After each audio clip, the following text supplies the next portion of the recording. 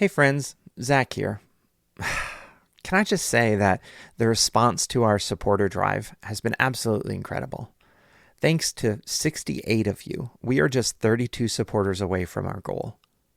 We're in the final week now, and this is our last chance to cross the finish line together. It's also the last call to get our one-of-a-kind limited edition Benjamin Lay mug. After next week, we're printing one run, and that's it. So whether you're joining for the first time or you're an existing supporter upgrading from $5, your support at $10 a month gets you the mug and pushes us over the top. So let's end strong. Visit QuakerPodcast.com and hit the support button today. Thank you so much for supporting this podcast. And now, here's the show. Do not be afraid, little ones and grown-ups. Do not be afraid of the noise. Do not be afraid of the newness. Do not be afraid of the work to be done. Do not be afraid of the burden.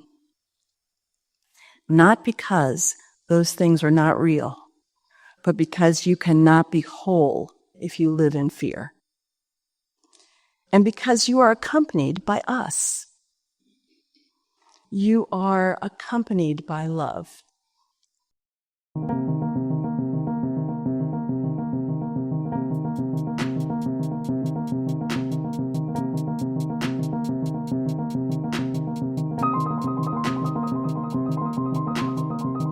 The Quaker Podcast. Story, spirit, sound. Hey everyone, Zach here. Every fifth episode or so, we like to take you inside a Quaker meeting for worship to hear a vocal ministry that was given and introduce you to the meeting where it was given. Today is a very special episode because we're going back to New Garden Friends meeting in Greensboro, North Carolina, where we did our very first vocal ministry episode back in season 1. When we last visited, Ashley Wilcox was pastoring them through a period of transition that eventually led them to call Brenda Esch as their next pastoral minister. So we connected with Brenda, and she graciously allowed us to bring you a recent vocal ministry that she prepared, which is all about that familiar combination of hope and fear that comes with transition. We're going to bring you her full message in the second half of the show. But first, I wanted to understand her process of discernment and how all of the pieces of a semi-programmed meeting for worship fit together. So Brenda and I connected the day after she gave her prepared message, while it was still fresh on her mind. My name is Brenda Esch, and I'm the pastoral minister at New Garden Friends meeting. Now, how long have you been in that position? I am just about to celebrate my 1-year anniversary. That is fantastic. Congratulations. Yeah, thank you. New Garden was featured in season 1 of the Quaker podcast. You were actually one of the first meetings that we highlighted. And I believe at the time it was Ashley Wilcox was the interim. Yes. So what led you here? Oh, it's such a great kind of unexpected story, I think, about how I got here. I actually listened to that podcast as I considered the possibility, so thank you.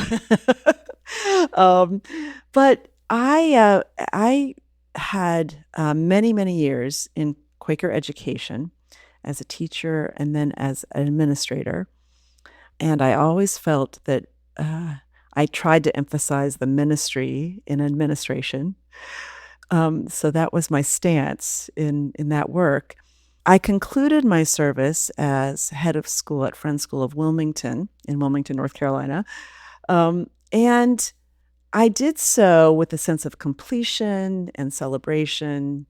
And I went to a remote location in northern Indiana, where I'm from. I'm from Richmond, Indiana, but there's a cottage on a tiny lake in northern Indiana that I have responsibilities for. I'm its steward, and I went there.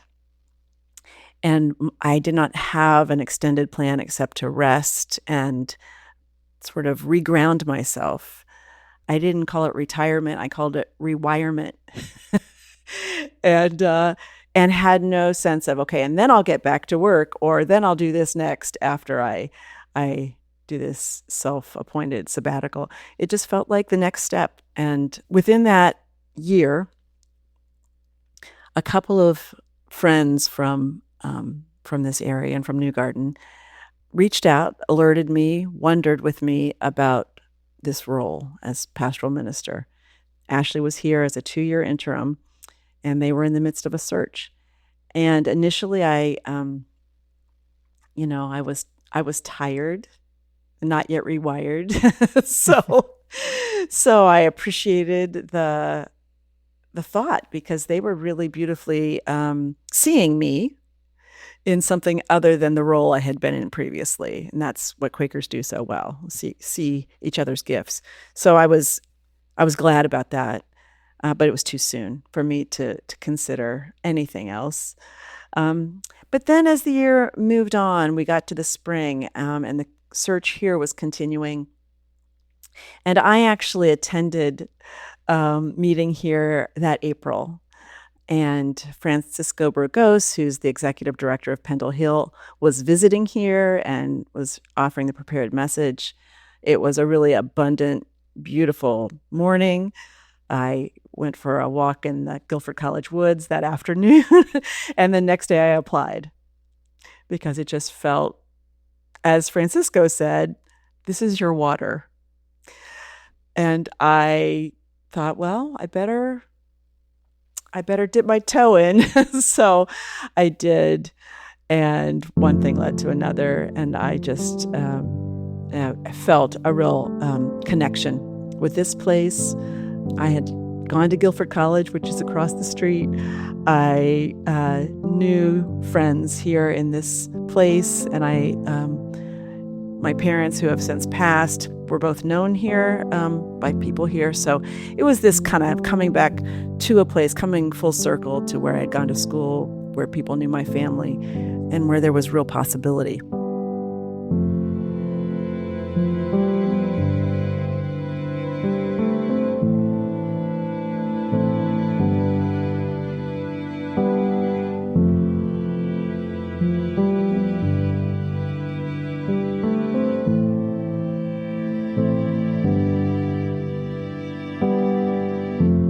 What does your process of preparation look like when you are putting together one of these meetings? And maybe you can also help the people at home to understand the difference between the two types of meetings for worship that you do, and then what your process looks like of creating those spaces and those meetings.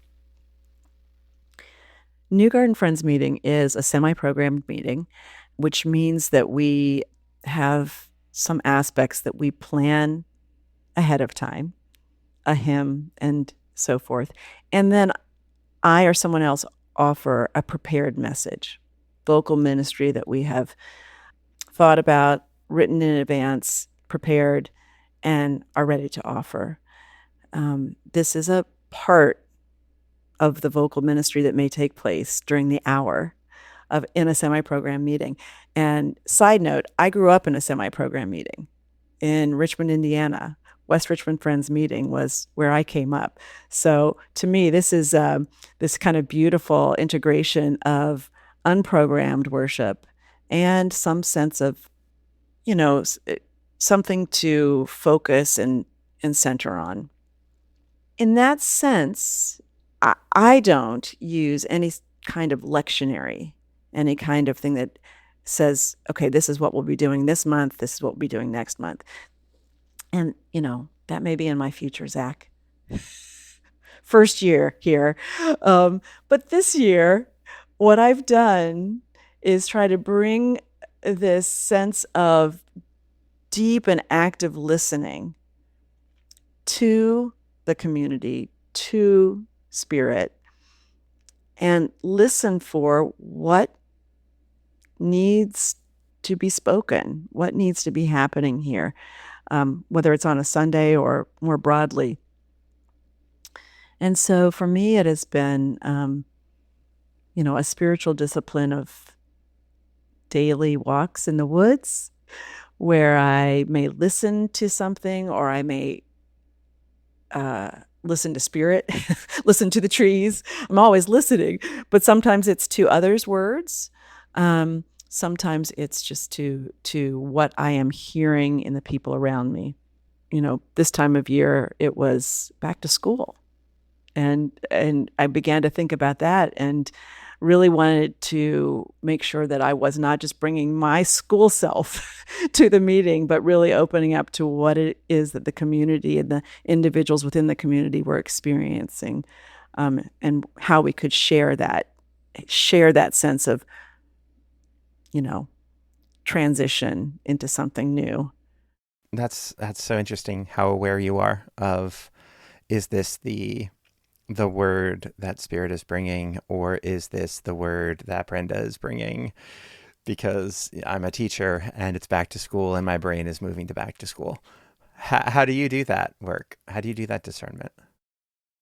It's around me. This sense of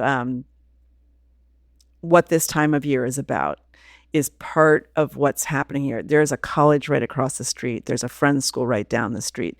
There are many people in this meeting that are parts of those communities. So I'm hearing from them how they're doing, how the summer has gone, what they're feeling as they go back into school. What I loved about that was, this isn't just about going back to school. It's about opening ourselves up to new experience with vulnerability and with love, and accompanying each other in that next thing. And it felt like my recent experience visiting Mexico City and this sense of rhythm of this school year and newness and transition all kind of came together as I walked and thought about it and began to write about it.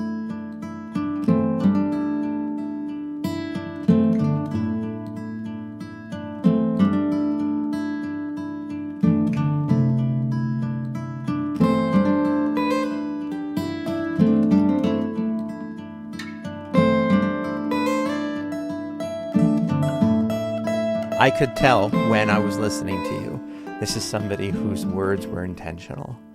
And I felt cared for because I knew your words were intentional. That's the phrase that I was thinking when I was walking home, was that I felt like I was cared for and that I could trust you with my time. Talking to you a little bit beforehand and finding out that the rest of the meeting also was all tied together. And our listeners are going to hear the prepared remarks that you had, but that's only a portion of what happened during the rest of the meeting for worship. Can you sort of tie it all together? Tell us about the reading and the music and the sort of everything so we can get a sense of what it was like. What I chose to do very intentionally, and we have a lot of help with special music, so it's not always up to me. But in this case, I had been a part of a singing circle in town that meets once a month. And so I asked a couple of people who also go to that singing circle to lead us in a song. Where you go, I will go, beloved. Where you go, I will go, beloved.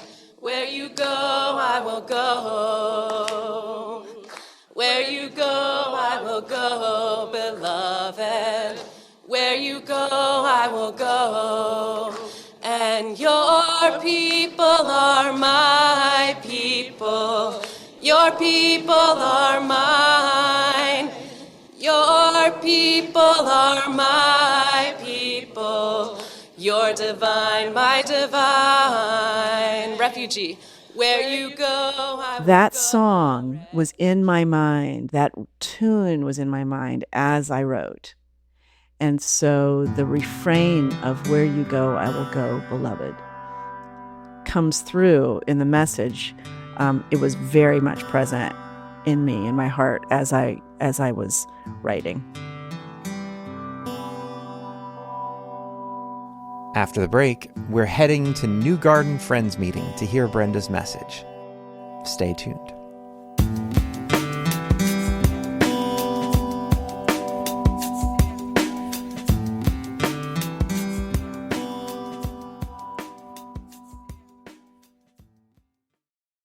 We get so many wonderful messages from people who have decided to support the podcast.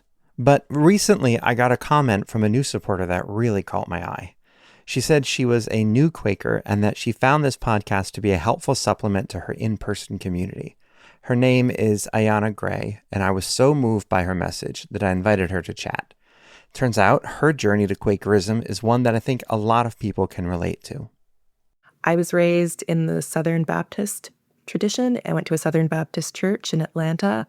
As I got older, I found that Baptist doctrine, and specifically Southern Baptist doctrine, just wasn't able to answer questions that I had in a satisfactory way. I felt my morals and my values shifting and not always aligning. And then that made me wonder, am I a bad Christian? Am I a bad person? And so I kept identifying as a Christian, or a spiritual Christian is what I would say, but I wasn't going to church. And at some point, I was on this journey trying to find a home, but at some points I just thought, well, maybe Christianity is not it. Maybe there's just not going to be a church that checks all the boxes for me. I was researching locally, looking at different churches, and there was always just something. It felt like I always had to compromise something, and I just would give up and come back to it. And then one day, it's funnily enough, this is a lot of people I've talked to have done this. I went on BeliefNet, I think it's .com or .org, and just took a quiz to see, what faith most aligned with my values, just kind of a last-ditch effort. And I got liberal Quaker, which I was shocked by because I had no knowledge of Quakers, of any kind of Quakers, let alone liberal Quakers. Started reading and just felt this immense relief because I wasn't having to compromise any of my values or beliefs. So I felt like all the boxes were being checked. I felt this immense relief. I went to my local meeting. Everyone was extremely welcoming and kind, and there was just this peace. I felt very at home. I felt like I had always been a Quaker and just hadn't had a word for it.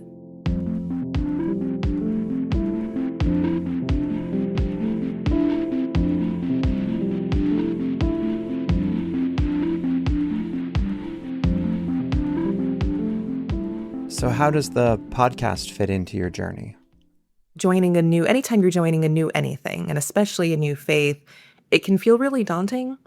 People are using words you don't know, terms you don't know, and you feel kind of silly asking questions. So I always look for the accessible points. And this podcast was one of those places where I'm like, okay, I don't feel silly for it, wondering and asking questions. I feel like I'm being talked to, no pun intended, like a friend. I'm still very new, but I appreciate, as I try to gather information and learn, I appreciate that the podcast is helping me apply Quaker practices and Quaker teachings to the real world and even what we're experiencing as of this week. I mean, that's it, right? That's what we're going for. Quaker stories and wisdom that are equally valuable no matter where you are on your journey. So what inspired you to take the next step, to go from a listener to a monthly supporter? Again, I'm able to listen and apply things to my everyday life, and it sits with me. And I want that to continue. And I know that as much as dreams and wishes are wonderful, you need to be able to financially support these endeavors so that they can continue. It's one thing to say, hey, thank you for what you do. It's another thing to say, hey, here's me giving something so that you guys can continue to do the great work you do. Ayana, thank you. And thank you to all of our supporters. You make this work possible. If this show has meant something to you, if it's been a supplement to your spiritual life, if it's made you feel less alone, or it's given you that same sense of relief that Ayana talked about, I hope that you'll consider following her example. Become a monthly supporter. You can join for as little as $5 a month. Every new supporter helps us bring this Quaker wisdom and practice to a world that so desperately needs it. Please visit our website at QuakerPodcast.com and click support. Thank you. And now, back to the show.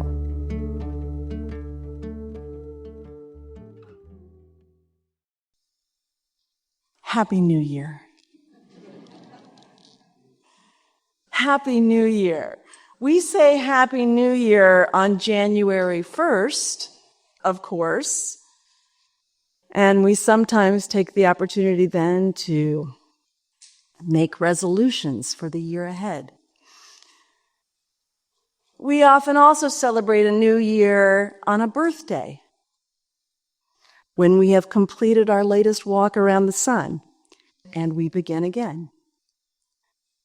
When you are in school, as a child or as an adult, as a student or as a parent or as a grandparent or a teacher, you have this rhythm embedded in you.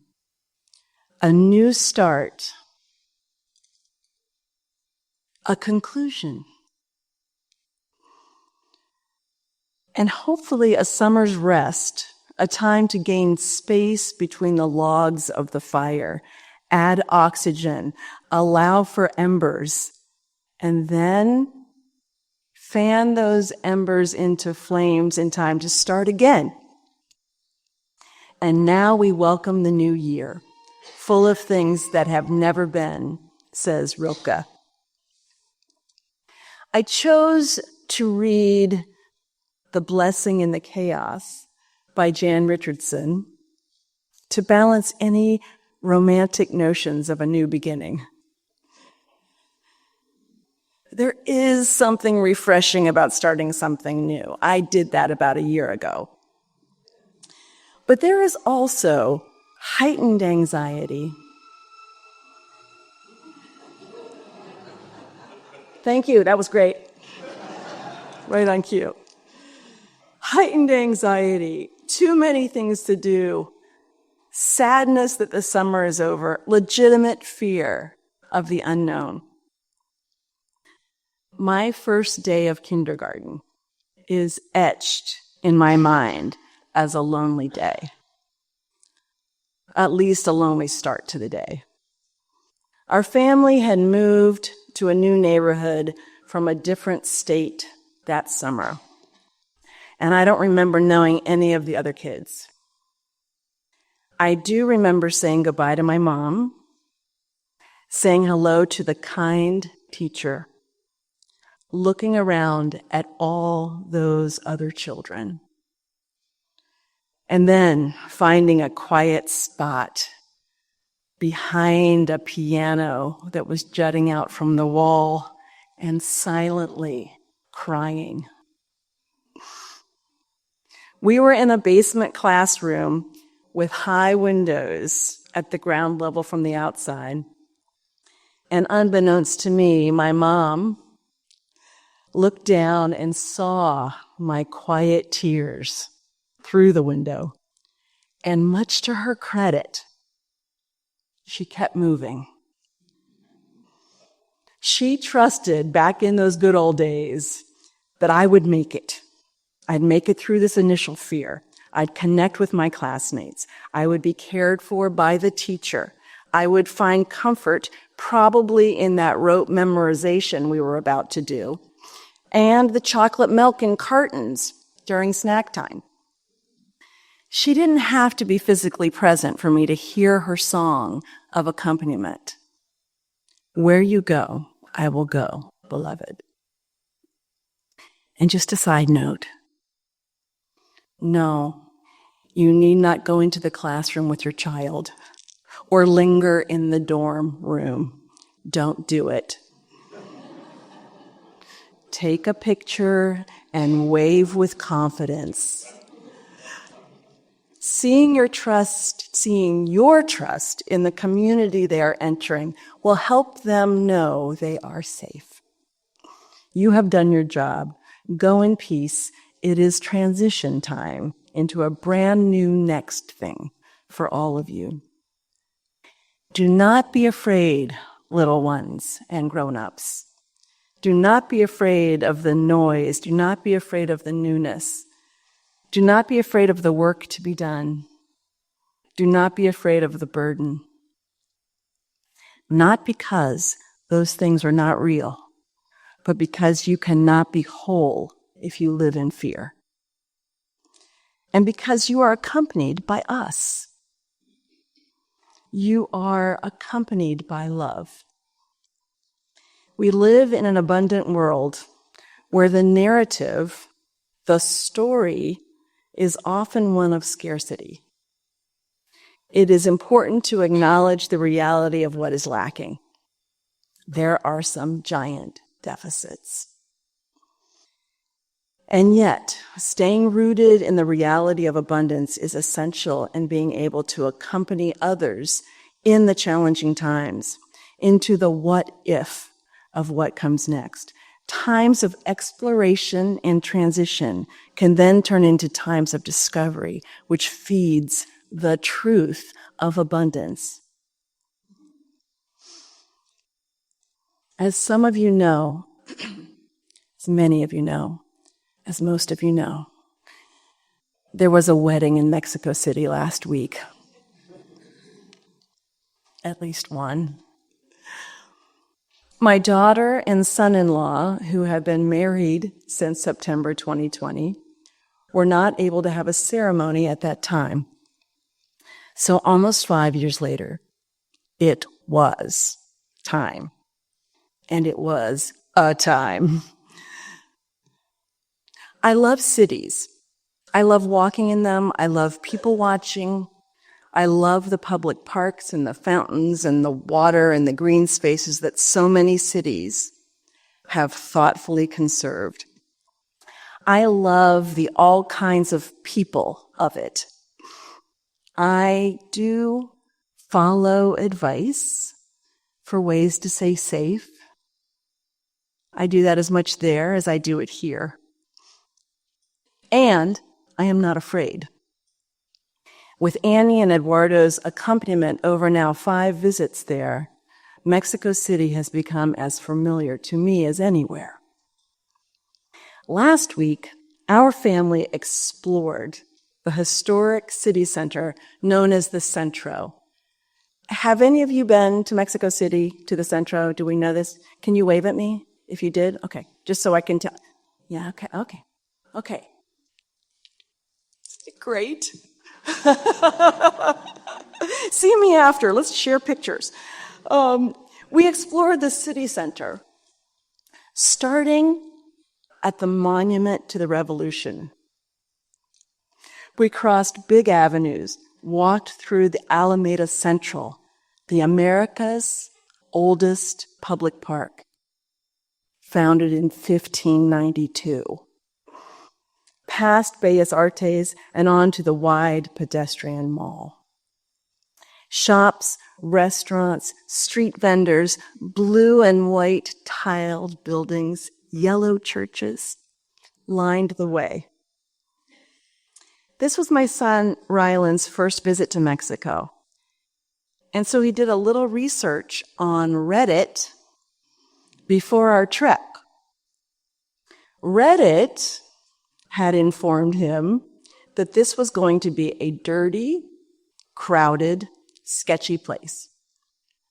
As soon as we arrived, he could see and feel that this characterization was just not true. And an immersive, heart-opening, world's oyster transformation began to take place in real time. The Centro offered us chilaquiles and the expansive Zócalo, a chance to see history through the excavations that show the remnants of holy places that were demolished by colonizers who built their cathedrals straight on top of the Aztec Templo Mayor. We learned again why the sewer system built long ago in this valley that is 7,300 feet above sea level, surrounded by mountains, is fragile, and why potable water is rare, smashing some of the stereotypes and the biases of the story of this place. We did not have or take the time for 1,000 things, in part because we had logistical wedding preparations to tend to, and in part because there were 1,000 things. But this was just the beginning of a new year, that took our family into a visceral connection with the wider world and with each other.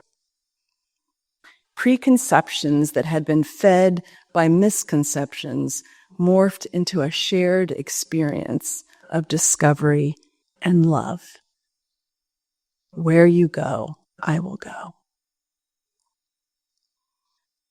Maria Popova has said, "The longer I live, the more deeply I learn that love is the work of mirroring and magnifying each other's light.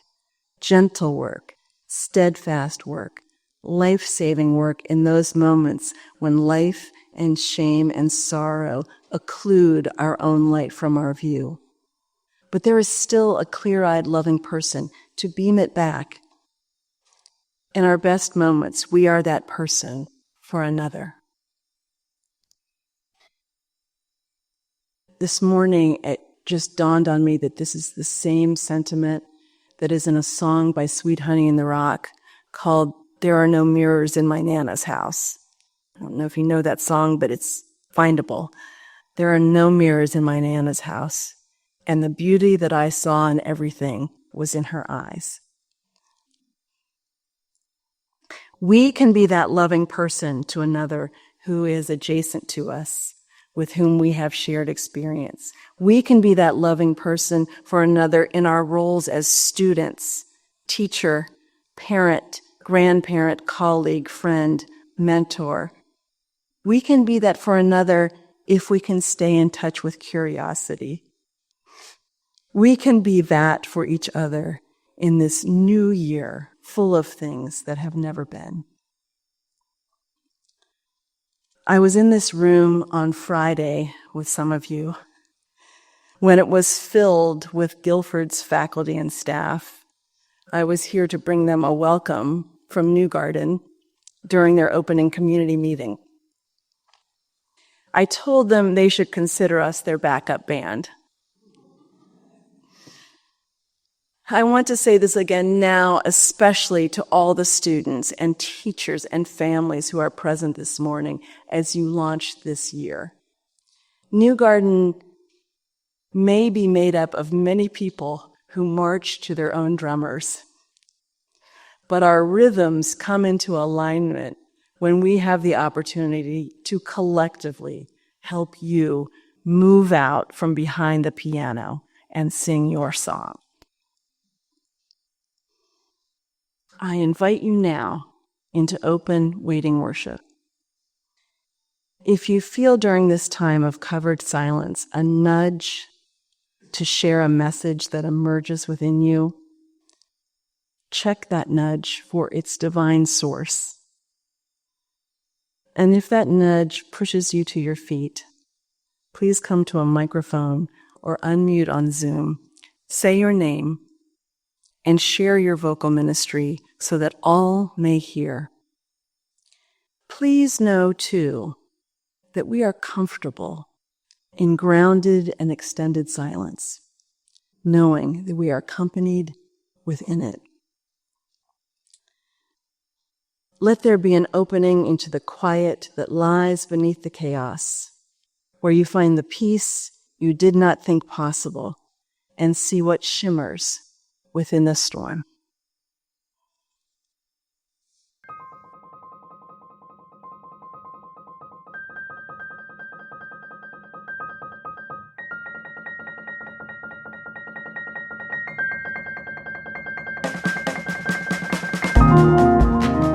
Thank you for listening, and thank you to Brenda Esch and everyone at New Garden Friends Meeting for allowing us to join you today.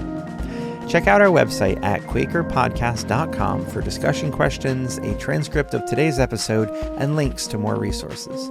Make sure you subscribe so you don't miss a thing this season. This episode was hosted, produced, and edited by me, Zach Jackson. John Watts wrote and produced the music. The Quaker Podcast is a part of The Quaker Project. We are a nonprofit Quaker media organization dedicated to giving Quakerism a platform in the 21st century. If you like what we're up to, please consider becoming a monthly supporter. You can go to quakerpodcast.com and click support in the top right window. It takes less than 5 minutes and we really appreciate it. And now, our Daily Quaker Message, as read by Grace Gunklewski.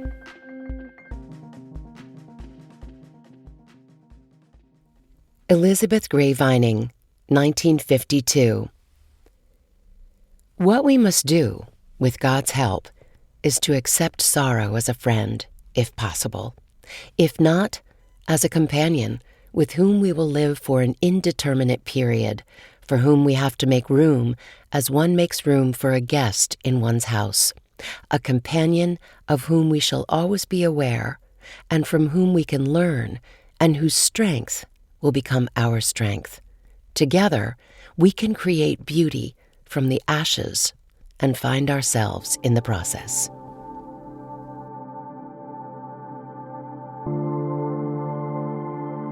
To get Quaker wisdom in your inbox every day, go to dailyquaker.com. That's dailyquaker.com.